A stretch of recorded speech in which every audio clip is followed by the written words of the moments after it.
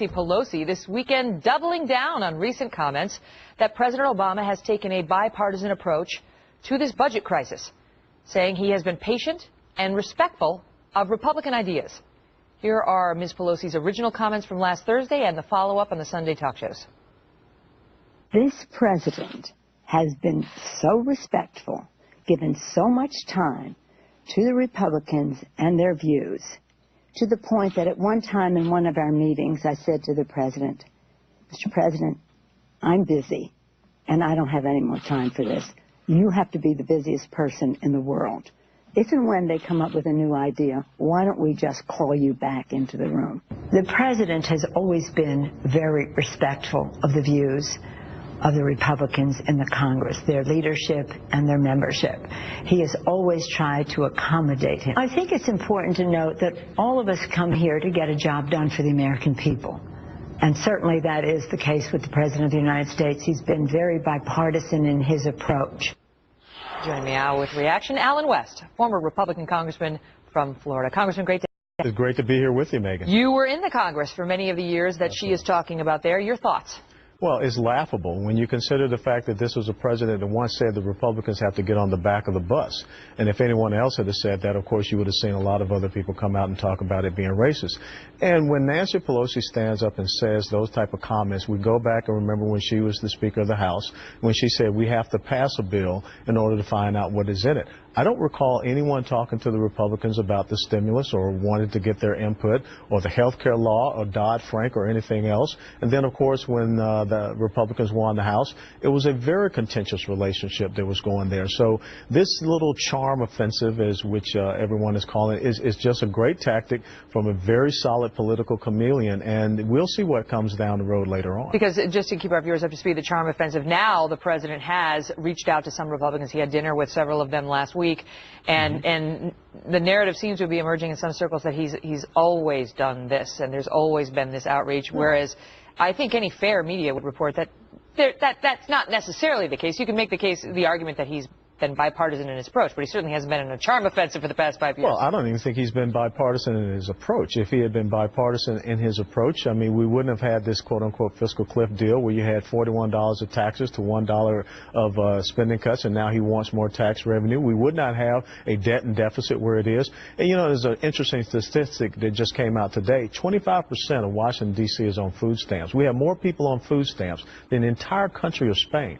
If he was bipartisan, he would have been talking to the House GOP about how we go back to have an opportunity society, not a dependency society. His supporters point out things like Obamacare. You mentioned Obamacare, that he wanted it to be, you know, more of a single-payer situation, but he wound up coming to the more moderate view of, okay, we won't do that. And they talk about how, not this last go-round, but a couple years earlier, he did extend tax cuts and, you know, sort of kept those in place for a couple more years. They say he has been a little bit more toward the middle, but no one's been there to meet him.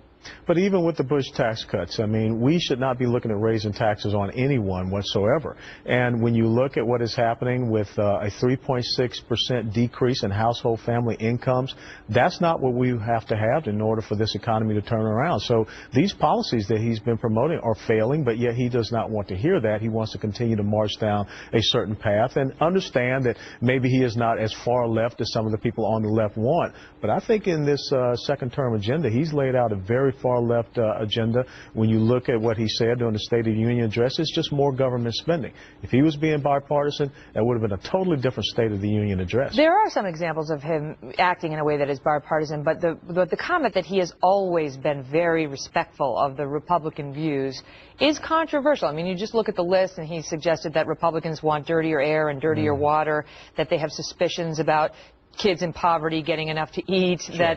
that anybody who opposes gun control on the Republican side is trying to gin up fear. And so, as a former congressman, I mean, how did Republicans react on Capitol Hill when you hear those comments? I mean, is there water cooler talk of why is he doing that? Why is he saying that? Well, the thing is, when you have a complicit media that enables you to get that out, it causes you to stiffen up because you don't have someone that is willing to meet you to get a resolution to a lot of these issues that are out there. You have someone that is playing politics. You now have someone that is playing good policy. I give you a case in point when you start talking about women in combat billets and combat units in the United States military. Wouldn't it have been nice if you sat down and maybe found some members in the House and the Senate that had served in the military and ask them, or, former members, but at least come, across as, I want to get a full understanding of this before with this political decision. You're not saying that. This is all about how do we collectivize this country and how do we pit them against each other so that we can win the points to help me get elected. Now, the most important thing is, how do I win back the House in 2014? So you're going to hear this little sound bite coming out that he's a real nice guy.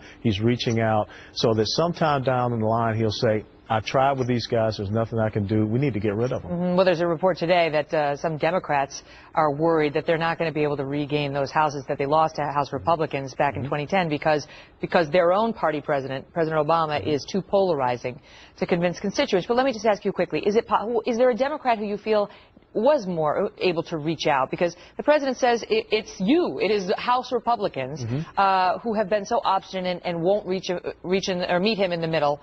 And until he has somebody who can do that, it's pointless for him to. Well, I tell you, Dennis Kucinich and I were together on the Libya issue because the War Powers Act is the War Powers Act. In principle, Trump's party.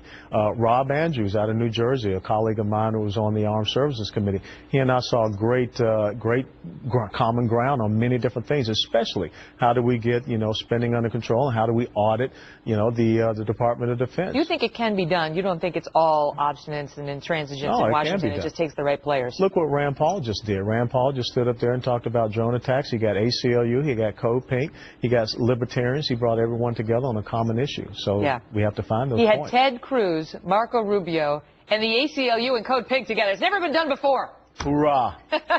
Congressman West, thanks for being here. Thanks, Megyn. Great to see you. Pleasure.